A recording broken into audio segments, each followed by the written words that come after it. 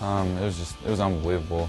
You know, that's what we played for all year long, was a chance to go to Omaha, and you know, the whole trip, the whole experience, going to regionals, winning the regional on the road, then going on the road again to Florida State, winning that regional.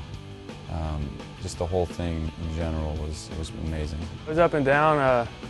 I mean, we had both sides pitched great, hitting. It just seemed like someone would score, someone would match, and it's just nonstop. You couldn't not be in the game the whole game, whether you're playing or not. Both teams were in an elimination game, so we knew, you know, if we wanted to stay in Omaha, we had to win. So both teams didn't want to go home. We had two freshman lefties going against each other, and Drew Smiley, and they had Danny Holtzen, I believe he was a freshman All-American. But, you know, it was, like you said, it was toe-to-toe all the way through the game. I think they got the lead early, and they tacked on another one, and then we chipped away with one in about the sixth.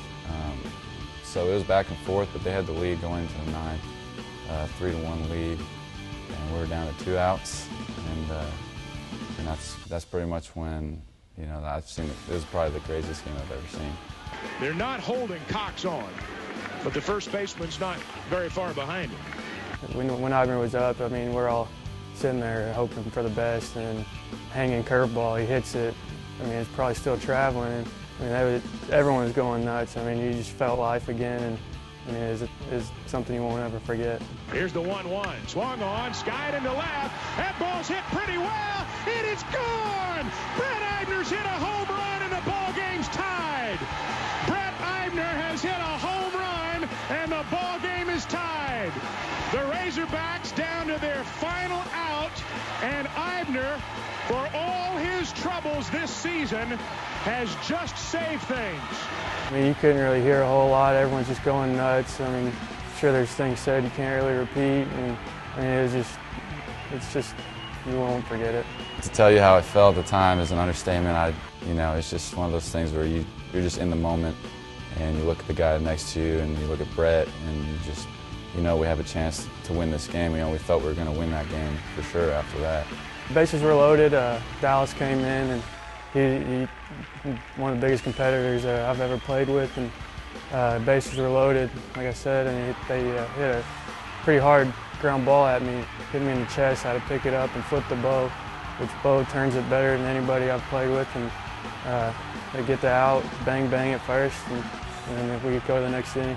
3-1 count, so you had to give in, or else, you know, he wasn't going to walk the guy. You know, Keiko threw strikes, and he served it in there and hit it straight to Tim Carver, one hopper, hit him in the chest, threw it to second to Bo Bigham, Andy Wilkins, double play, and it was bang at first, but you know, that kept our momentum going for the next inning. He was going to be safe for LSU. He was coming off short rest, which, I mean, he's your Friday night guy, and him coming out of the bullpen, I think, first time all year, he did an amazing job. He came in and gave us, I think, 3+ quality innings. So, I mean, he definitely did his part. I mean, it's awesome. I mean, you play against people that are in the league. It's fun, but then whenever you play with people like Forsythe, Smiley, Keiko, just to name a few, I mean, it's awesome. I roomed with Smiley, so it was awesome being able to be a part of his kind of life up to that point, to where he is now. So, I mean, it's pretty cool. That was probably one of the most exciting games I've been a part of, and I hope it doesn't end up taking 12 innings again, but no, it's definitely something on my mind, and it's just familiar to me and Tim Carver as well, and the coaching staff. So it'd be good to, it's going to be fun. It's going to be an exciting game.